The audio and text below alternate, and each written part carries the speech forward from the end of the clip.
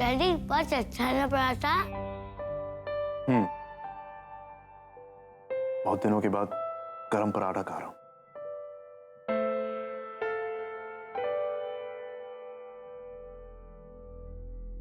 Mummy जी, आपने वो कहावत तो सुनी होगी कि पति के दिल का रास्ता पेट से होकर गुजरता है।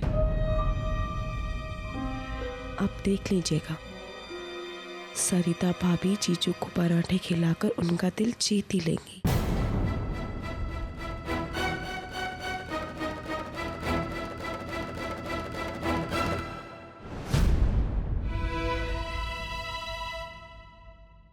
मम्मी जी, आप पराठों को ऐसे क्यों देख रहे हैं? आपको भी खाना है पराठा?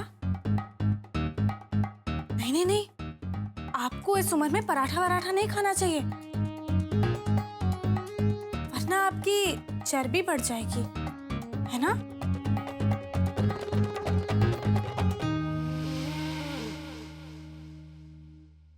हाँ मॉम, आपको अपनी डाइट का ख्याल रखना चाहिए, आपकी हेल्थ के लिए। आप फिक्र मत कीजिए, मैंने आपके लिए सादा दलिया बनवाया है। एक मिनट, संजय, दलिया लाना।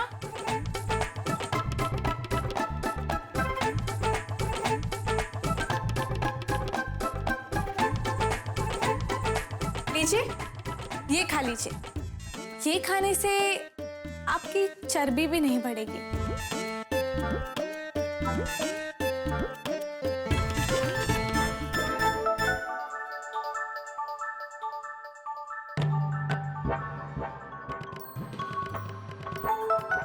मैं अभी आई।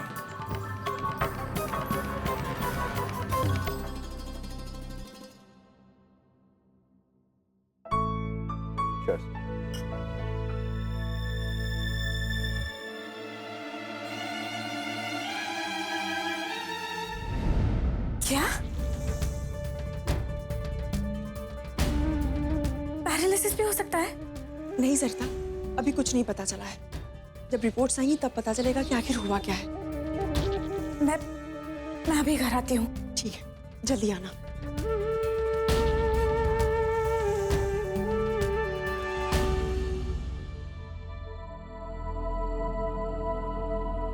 मम्मा, डैडी ने पराठा खा लिया और बहुत अच्छे से खाया और ऑफिस चले गए। बहुत बहुत खुश थे मम्मा। आपका खाना हो गया? हाँ मम्मा। तो आप एक काम करिए, आप जल्दी से अपने कमरे में जाइए और अपना होमवर्क खत्म कीजिए। जैसे ही आपका होमवर्क हो जाएगा, मम्मा आपको बाहर खेलने ले जाएगी। जाइए, जल्दी जाइए, मैं अभी आती हूँ। क्या मम्मा? और तुम बहू रानी, आज सुबह ही तो तुम अपने राजी से मिलकर आई हो, अब फिर उन्हें मिलने जा रही हो।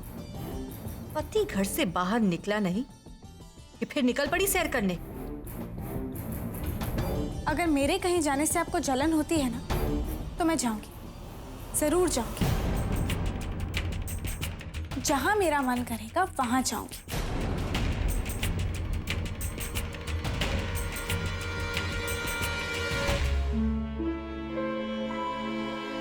सरिता के तो पंख निकल आए हैं इस घर में। लो, अभी आपको दलिया खिलाएंगी और आपकी चर्बी कम कराएंगी। वैसे मानना पड़ेगा सरिता को, इतने अच्छे पराठे बनाए थे उन्होंने, पर क्या फायदा, आप तो छू भी नहीं पाई। चर्बी तो सरिता की मैं कम करूंगी, ऐसा सबक सिखाऊंगी, जिंदगी भर याद रखेगी वो।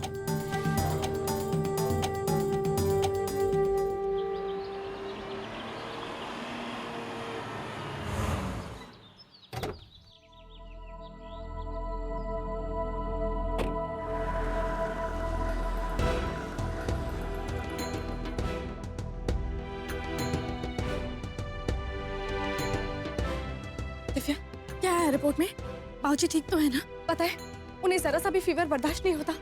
अगर रिपोर्ट्स में कुछ आ गया तो पता नहीं उनका क्या होगा। सरिता, तुम टेंशन मत लो, रिपोर्ट्स नॉर्मल है, घबराने वाली कोई बात नहीं है। सिर्फ विटामिन डी और कैल्शियम की कमी थी, अच्छे से दवाई लेंगे सही हो जाएंगे। अरे भगवान का सब ठीक है। पता है घर में सब लोग कितनी टेंशन में आ गए थे। राज तो बहुत घबरा गया था। मैं एक काम करती हूँ, मैं राज को फोन करके बता देती हूँ। एक मिनट दिव्या, तुम राज जी को फोन नहीं करोगी? पर क्यों सरिता? हम उन्हें नहीं बताएंगे कि रिपोर्ट्स नॉर्मल है। मतलब क्या है तुम्हारा? दिव्या, राज जी को ये एहसास दिलाना बहुत जरूरी है कि उनके माँ बाबूजी ना सिर्फ उनकी जिम्मेदारी है पर उनका फर्ज भी है। पर सरिता, इसके लिए घर में रिपोर्ट्स ना दिखाना, ये बात समझ में नहीं आ रही है मेरे। देखो दिव्या, बाबूजी की बीमारी हमारे लिए एक बहुत अच्छा बहाना है राज जी को ये समझाने का कि वो बाबूजी के बुढ़ापे की लाठी है। तुम राज जी को फोन करो और बोलो कि कुछ नॉर्मल है, बढ़ा चढ़ा कर बात करो, कहो कि बाबूजी बहुत सीरियस है और अगर उनका ख्याल ना रखा जाए तो उनके हाथ पैर काम से जा सकते हैं। तुम ये फोन करके उन्हें बोलो, मुझे पूरा विश्वास है ये सुनकर उनकी आंखें जरूर खुली। वो इस घर के बड़े बेटे हैं, उनका ये समझना बहुत जरूरी है कि अगर बाबूजी का ख्याल वो नहीं रखेंगे तो और कौन रखेगा। और फिर राज इस दुविधा में आ जाएगा कि वो घर छोड़कर, अपना परिवार छोड़कर सरिता के साथ कैसे भागे, है ना? दिव्या, इतना बड़ा घर, रद्दी का कारोबार खड़ा करना आसान बात नहीं है और वो बाबूजी के खून पसीने की मेहनत की कमाई जो मुझ पर लुटा देना चाहते हैं, ये तो गलत है ना? सरिता, तुम्हारा इरादा तो बहुत नेक है, पर तुम्हें नहीं लगता ये तरीका गलत है?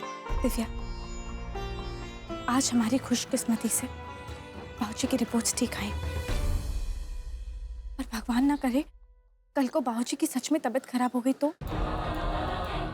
बाबूजी क्या, माँ दादी किसी की भी तबीयत खराब हो सकती है।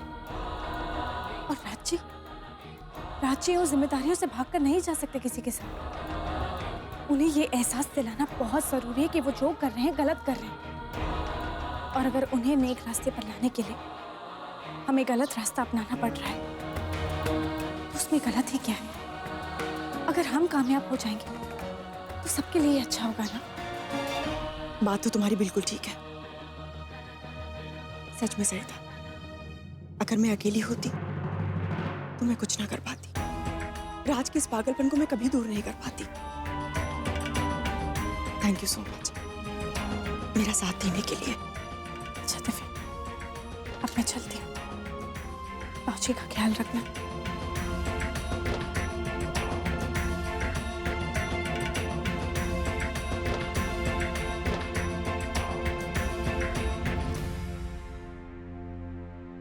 गोडाउन में जितना भी माल है आधे दाम पे दे रहा हूँ, भाव तोल मत करो।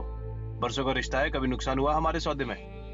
मैं भी तो यही समझाना चाहता हूँ आपको। हम ये नहीं चाहते कि आपका नुकसान हो, और सोहनलाल जी की वजह से ही तो इस रद्दी की दुकान की इज्जत बनी हुई है।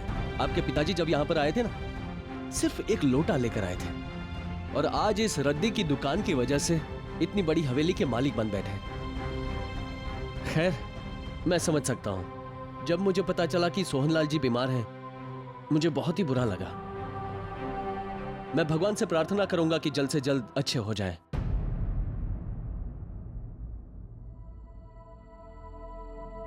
ये लीजिए, गिन लीजिए और बाबूजी को मेरा नमस्कार बोलना। उनसे कहिएगा मैं खुद मिलने के लिए आऊंगा। चलता हूं। मैं जो कर रहा हूं गलत तो नहीं कर रहा। बाबूजी की तबीयत खराब है और ऐसे में मैं